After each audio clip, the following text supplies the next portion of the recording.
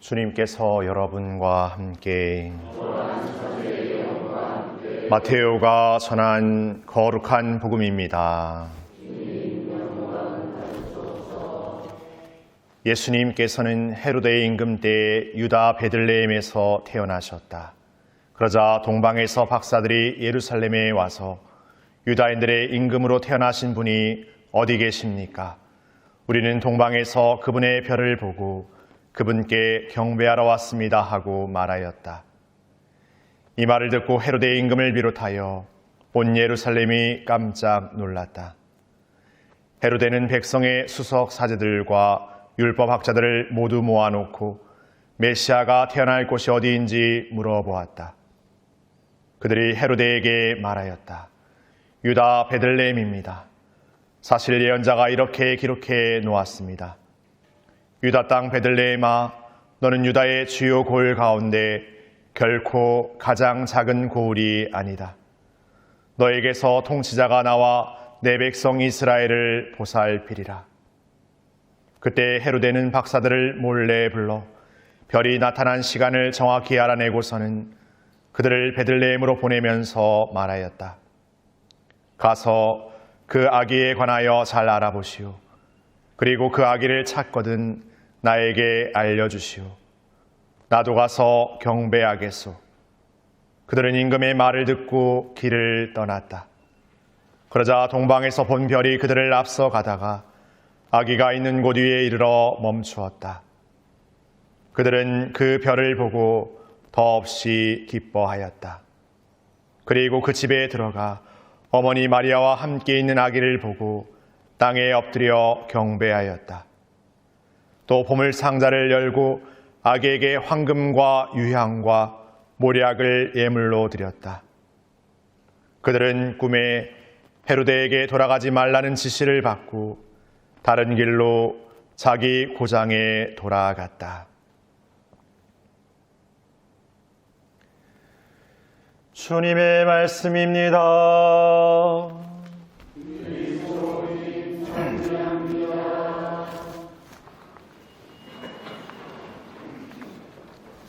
참 예수님, 한 주간 잘 지내셨습니까? 우리 여행 오신 분들, 9시 사이에는 여행 오신 분들이 항상 이게 꽤 있으신 것 같습니다. 그래서 새해 맞아가지고 이렇게 여행 오셔가지고 새해 안에 또 가족들이나 또 여러 이렇게 지인들과 이렇게 함께 좋은 시간 되시는 것 같습니다. 오늘 주님 공연 대축일입니다.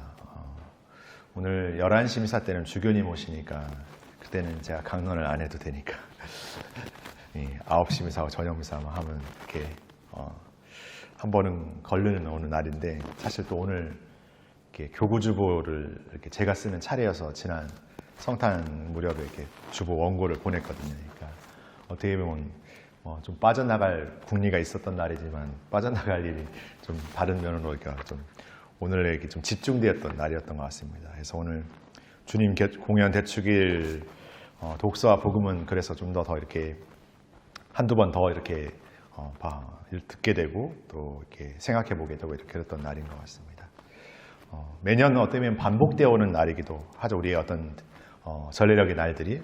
그래서 이렇게 늘상 이렇게 성탄이면 어떤 공연이면 어떤 이런 약간의 어떤 이렇게 틀에 이렇게 정해지게 되는 각자의 어떤 어떤 생각들, 그런 것들이 있기도 합니다. 그러나 우리가 이렇게 성경의 말씀을 이렇게 묵상한다라는 것은 그냥 같은 말씀을 이렇게 대반복하면서 그냥 똑같은 어떤 그거의 결론을 도출하는 말씀을 이렇게 듣거나 묵상하는 것이 아니라 지금 현재 내가 살아가는 지금이라는 이 시간을 통해서 나에게 들려지는, 어떻게 보면 이전에도 읽었던 복음의 말씀이지만 지금 나에게 들려지는 이 복음 말씀 안에서 오늘 나에게 하나님께서 또 이렇게 나를 건드시고 나를 이렇게 어떤 면에서 이렇게 부르시는 그런 보이지 않는 소리를 이렇게 듣는 것이 아닌가 생각을 하게 됩니다.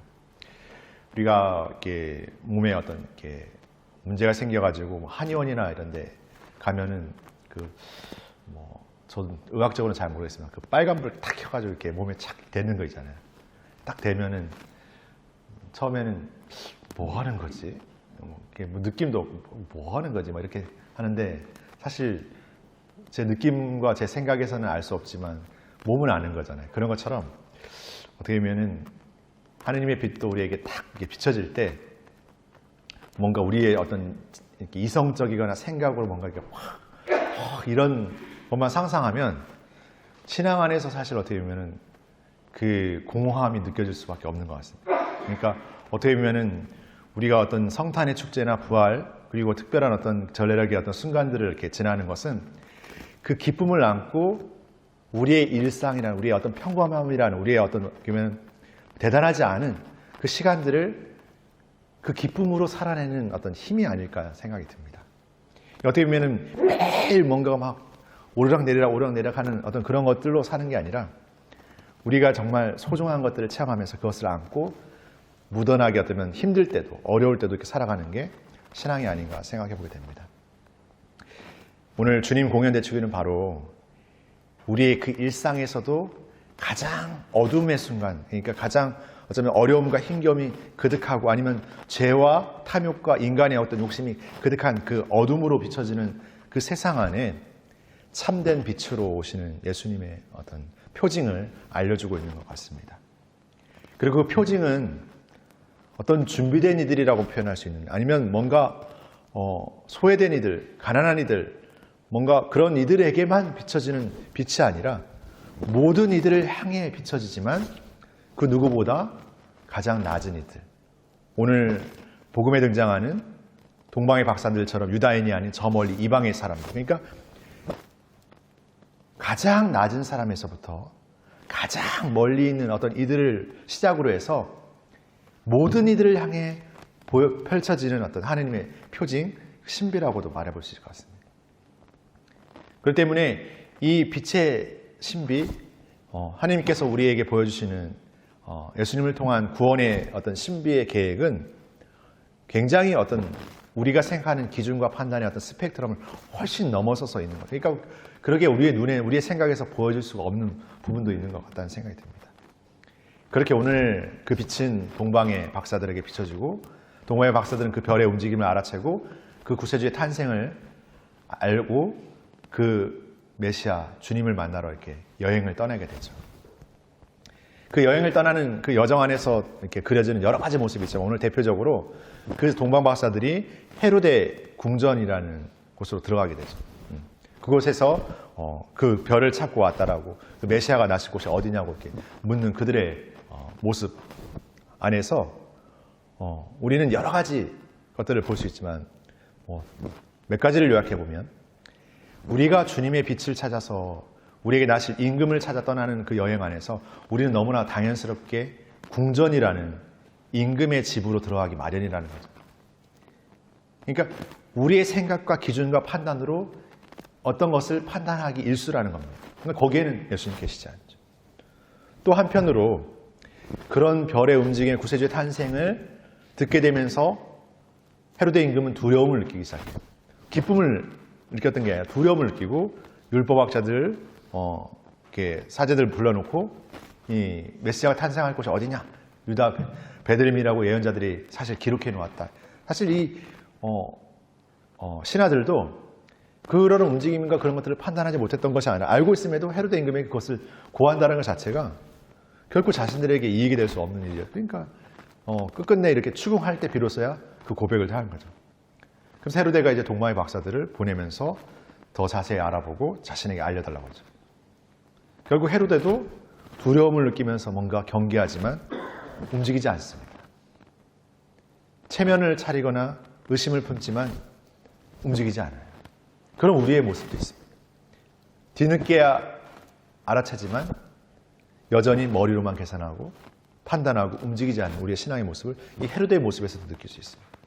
내가 차지하고 있는 것들, 내가 누리고 있는 것들을 잃어버릴까 두려워하는 유다의 임금들처럼 성경에 등장하는 많은 권력자들의 모습처럼 우리도 우리의 삶에서 신앙의 삶을 선택한다는 것이 때로는 나의 것들을 어쩌면 포기해야 되고 어쩌면 잃어버리는 것이라고 생각해 버릴 수도 있습니다. 그렇기 때문에 신앙의 삶도 적당함이라는 어떤 내가 할 수 있는 만큼이라고 말하는 그런 것으로 타협하는 우리가 있습니다. 그러나 우리가 세상의 어떤 물질적인 것들, 세상의 어떤 무엇을 완전히 외면한 채, 그것에서 완전히 자유로운 채 하나님만을 따른다는 것은 불가능한 일이기도 합니다. 그러나 세상의 물질적인 것, 세상의 어떤 권력적인 그것이 내 삶의 우선이 되는 삶, 내 삶의 1번이 되는 삶이 살 때는 어떤 면에서는 신앙적인 면에서 불행이 되는 거죠. 기쁨을 살지 못하고 늘 세상의 빛의 껌뻑임과 같이 그 기쁨의 순간과 고통의 순간들이 끊임없이 오가면서 꺼져버릴 네온사인들, 꺼져버릴 전깃불에 내 인생, 내 삶의 것들을 이렇게 내맡겨버리는 이렇게 우를 범하고 마는 것이죠. 오늘 동방의 약사들은 자신의 생각에 어느 순간 갇혀지기도 했지만 다시금 별의 인도를 받고 또 이렇게 떠나게 됩니다. 화려한 궁전의 불빛을 등에 지고 다시금 그 암흑 속으로 이렇게 길을 떠나게 됩니다. 그러나 그것은 이제 알 수 없는 어떤 여정의 길이 아니라 더욱 분명한 그분의 빛이 비춰지는 여정이죠. 그러니까 하나님께서 우리에게 일으키시는 이 표징의 오늘 빛으로 상징되는 구세주의 탄생의 빛은 세상 그 어떤 무엇으로도 가둬놓거나 가려질 수 없다는 것을 또 한편으로 의미하는 것 같다는 생각이 듭니다. 그러니까 어떤 순간에도 어떤 상황에서도 하나님의 뜻이 거기 안에서 우리의 힘과 우리의 생각과 세상의 어떤 무엇으로 가둬놓을 수 없는 어떤 참된 빛의 신비라는 거죠. 그 모든 것을 뚫고 그 모든 한계와 인간의 어떤 것들을 넘어서서 우리에게 보여주시는 빛이라는 거죠. 그런 빛의 인도를 받고 동방의 박사들은 예수님을 이렇게 만나게 되는 크나큰 기쁨을 누리게 되죠. 그리고 하나님의 섭리처럼 그들의 돌아가는 여정에서는 헬대가 아닌 자신들의 집으로 이렇게 돌아가는 여정, 다른 길로 해서 돌아가는 여정. 이제 그들에게는 다시금 또 일상, 자신의 삶의 여정으로 돌아가서 살아가야 될 삶이 있습니다. 우리도 마찬가지로 신앙의 기쁨을 체험하고 신앙의 어떤 감동을 체험하고 우리의 일상으로 돌아가는 삶이에요. 우리 매일의 미사, 이 주일의 미사가 그런 자리가 아니에요. 하나님을 만나고 하나님께 찬미 찬양을 드리고 또 감사함을 드리고 또 새로운 마음을 우리가 갖고 우리의 삶의 자리로 나아가는, 우리의 일상으로 나아가는, 뒤돌아서서 나아가 우리의 일상이 아무런 나의 무엇이 없이 기쁨이 준비되어 있고 뭔가 희망이 준비되어 있고 사랑이 준비되는 자리가 어쩌면 다툼이, 갈등이, 뭔가 어떤 서로 간의 어떤 미움이 그런 것들이 그냥 그대로 아무것도 변하지 않은 채 그렇게 진득하게 이렇게 앉아있는 그 자리로 돌아가서 새로움을 산다라는 거죠.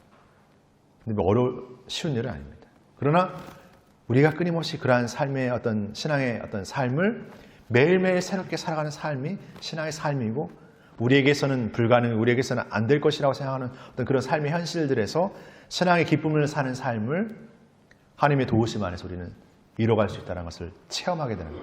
그것이 어떻게 보면 신비인 것이죠. 마술 같은 신비가 아니라 우리를 통해서 이루시는 하나님의 섭리가 우리의 무엇을 다 넘어서서 이루신다는 것을 우리가 체험하게 되는 것. 그것이 신앙의 신비입니다. 그리고 우리가 그것을 체험하게 될 때 우리에게 어떤 주어지는 상황들과 어떤 현실을 비관하거나 아니면 그것을 이유 달고 그것을 구실 달고 핑계하는 삶이 아니라 그럼에도 내가 매일 새롭게 살아가는 삶의 희망과 기쁨과 새로움이 있다는 것을 기억하게 되는 것 같습니다. 그런 참된 삶을 다시금 우리 안에 비추시는 그분의 어떤 우리를 위한 구원의 계획의 빛이 오늘 세상 안에 온누리에 펼쳐지는 날, 바로 오늘 그날이 주님 공연 대축일이라고 우리는 기념하고 있습니다. 그렇게 우리 안에 우리 모두를 비추는 참된 빛으로 오시는 그분의 우리를 향한 계획처럼 우리도 그분의 기쁨과 그분의 사랑 안에서 다시금 우리의 세상을 향해서 우리의 삶의 어둠의 자리를 향해서 우리가 빛이 되어 살아가는 삶을 더 용기로 희망으로 사랑으로 청하면서 오늘 주님 안에 그 은총과 새로움을 새롭게 청하면서 이 미사를 계속 봉헌했으면 좋겠습니다. 잠시 묵상하시겠습니다.